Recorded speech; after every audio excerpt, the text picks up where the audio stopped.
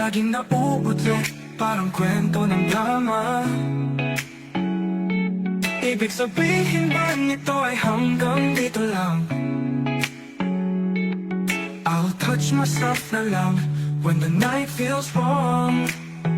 Oh baby, alam mo naman, di tayo maghintay. Lahat ng oras ikaw ang nasa isipan, sabay.